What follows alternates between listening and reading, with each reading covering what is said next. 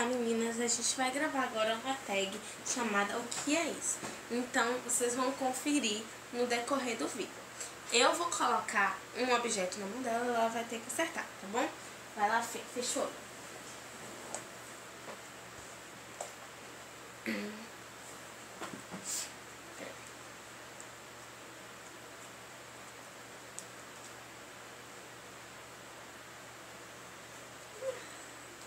Você Fala alto.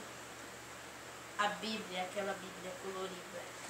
É, a Bíblia sem palavras. Agora eu não tô olhando não, viu? Tá. Eu sei, tava super fácil.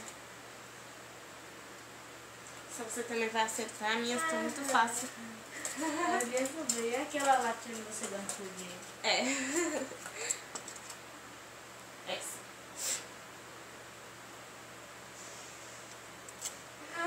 Eu sei o que é, tá pensando nele mesmo. O quê? É. Agora, eu não tô olhando. Olha lá.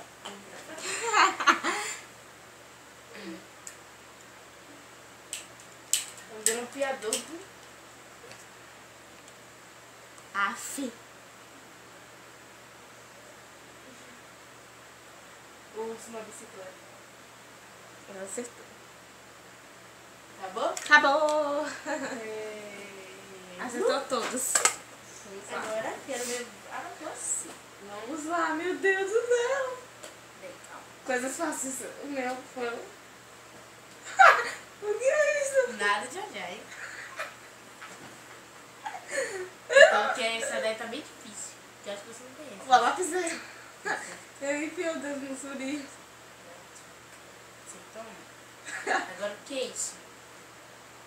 O peitinho. O que é? Isso aqui. Ah, minha cabeça lá. Agora, o que é isso? Esmalte. O que é isso? Mostra isso pras aí. meninas. Aqui a gente o que é? Mostra os outros antigos. Aqui a gente ela acertou o esmalte, Já sei o que é. acertou a capinha, acertou o pente e acertou a lapiseira. Essa lapiseira é bem E agora bonita. eu vou acertar o delineador. Acertou! As duas ganhou. Então, obrigada. Então, um beijo, meninas, e tchau, tchau.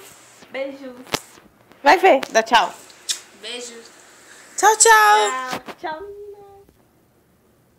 meninas.